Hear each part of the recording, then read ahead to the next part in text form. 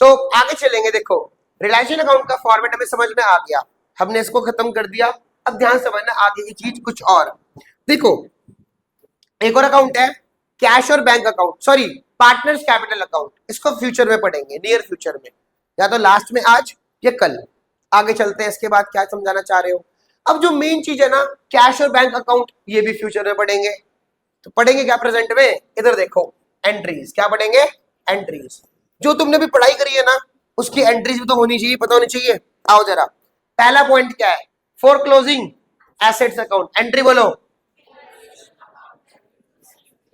कोई दिक्कत, ये ट्रांसफर करने की, क्या करने की है, सिखा दी मैंने एंट्री। अगला लाइबिलिटीज को ट्रांसफर करने की एंट्री बोलो, sundry liabilities account debit to. Sundry का मतलब होता है टोटल, क्या होता है, टोटल। अब यहाँ पर प्लांट मशीनरी फर्नीचर फिक्सचर्स करते रहना वहां पर। फिलहाल मैंने वर्ड क्या यूज करा, सन्ड्री एसेट्स और सन्ड्री।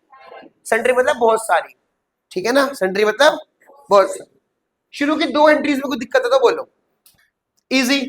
तीसरी एंट्री चेक करो, फॉर, ध्यान से पढ़ना, तीसरी वाली बहुत इंपॉर्टेंट है। When assets are sold for cash, assets क्या कर दी हमने, बेच दी, पैसा आएगा जाएगा। एंट्री बोलो, bank account debit to. Relation क्यों आया, क्योंकि वो ऑलरेडी ट्रांसफर हो चुकी। अब ज्यादा कंफर्टेबल हो रहे होंगे, है ना, ध्यान से पढ़ना। When asset is taken over by partner, कौन लेके चला गया, किससे पैसा लिया जाएगा, एंट्री बोलो, partners capital account debit to. कोई दिक्कत शुरू की दो एंट्रीज में, आगे चलो फिर इस बात पे। तीसरा, ये ध्यान से पढ़ना, asset taken over by creditor in full settlement, no entry. क्या लिखा हुआ, दोबारा पढ़ो क्या लिखा हुआ, एसेट टेकन ओवर बाय, बोलो, जब हम किसी भी लायबिलिटी की पेमेंट करते हैं अदर देन कैश, उसकी कोई एंट्री नहीं होती। बोलो, if any liability is paid by way of asset other than cash, no entry will be passed. ठीक है ना, क्यों, क्योंकि देखो एसेट कहां ट्रांसफर हो चुका होगा, रिलेशन में, लायबिलिटी भी कहां ट्रांसफर हो चुकी होगी, रिलेशन ही क्या हो जाएगा, डेबिट, और रिलेशन क्या हो जाएगा, तो उसकी कोई एंट्री नहीं होगी। बात खत्म। तो टीचर्स हटवा देते हैं उसको, क्या, अगर हम किसी लायबिलिटी की पेमेंट करते हैं अदर देन कैश, तो उसकी कोई एंट्री नहीं होती। और फोर्थ जरा इज्जत के साथ देखना, फोर्थ थोड़ा इंपॉर्टेंट है, थोड़ा ध्यान से इसमें दिमाग लगाना थोड़ा सा, फिर समझाऊंगा इसका मतलब क्या है।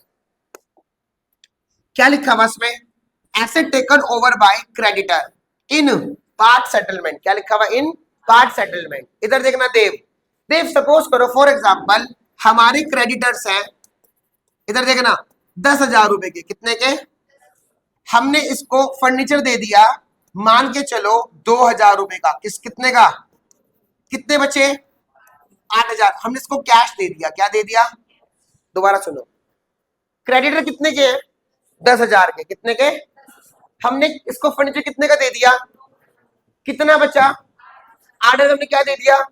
ये बताओ किसकी एंट्री होगी किसकी नहीं होगी, इसकी एंट्री तो होगी, बट इसकी, बोलो क्यों, बोलो, if creditor or any liability is paid by way of asset other than cash, तो उसकी कोई एंट्री। लेकिन अगर हमने किसमें करा, कैश में, तो उसकी एंट्री।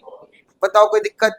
अब आराम से देख लो तसल्ली से कि 4 पॉइंटों में कोई दिक्कत है या नहीं है। पहली एंट्री क्लियर हो गई, closing of assets, closing of liabilities clear है।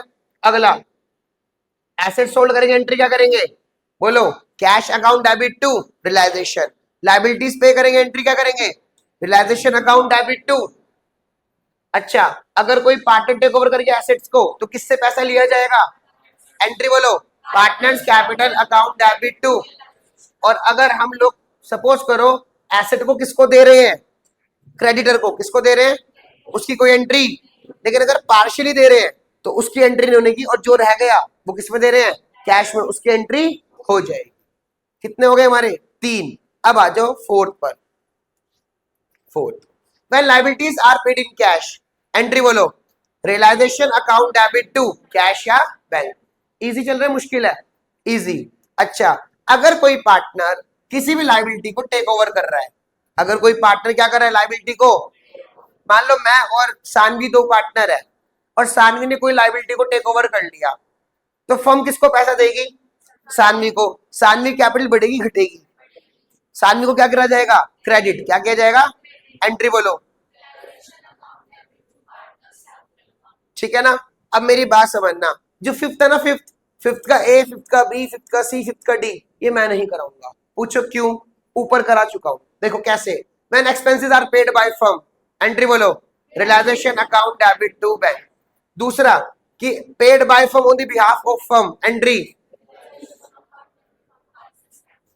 Paid by partner on the behalf of firm. दोबारा बोलना, realisation account debit to partners capital account. देखो अगर हम उसको वो देंगे, क्या बोलते हैं, कमीशन या रेम्यूनरेशन, एंट्री बोलो, bear by partner paid by firm. Bear by partner किस, कौन भुगतता है इसको? पार्टनर। पे किसने करा? किसने किसके बिहाफ पर करा? फर्म ने करा पार्टनर के बिहाफ पर, एंट्री बोलो। अब एक और देखो, no entry will be passed if expenses are borne and paid by the partner out of his pocket. Bear by, paid by, उसकी कोई एंट्री, सब कुछ लिखा हुआ है। तो ये पांचवा पढ़ने की जरूरत नहीं है। तो क्यों बनाया इसको, पीपीटी में क्यों डाल दिया आपने?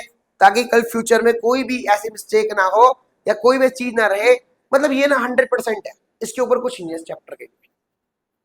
अगर आप ढंग से पढ़ोगे इसके ऊपर कुछ नहीं है। अब तुम इस चीज चैप्टर 10 नंबर का आ रहा है, 8 नंबर का आ रहा है, तो उतने आने चाहिए। जब इसके बाहर कुछ है ही नहीं तो मैं क्या दे दूं? आगे चलो, छठा, एक सेकेंड, ये रहा सिक्स्थ, ये रहा। अब देखो, दो कॉन्सिक्वेंसेस अराइज होंगे, या तो प्रॉफिट या लॉस। अगर प्रॉफिट होगा तो एंट्री किसको बटेगा? प्रॉफिट। एंट्री बोलो, realisation account debit to, when realisation account discloses profit. अगर रियलाइजेशन अकाउंट क्या शो कर रहा है? प्रॉफिट, किसको बटेगा? एंट्री दोबारा बोलो। और अगर लॉस शो करेगा तो एंट्री रिवर्स कर दोगे, किससे पैसा लिया जाएगा? एंट्री बोलो। बताओ, यहां तो कोई समस्या है तो बोलो, यहां तो कोई समस्या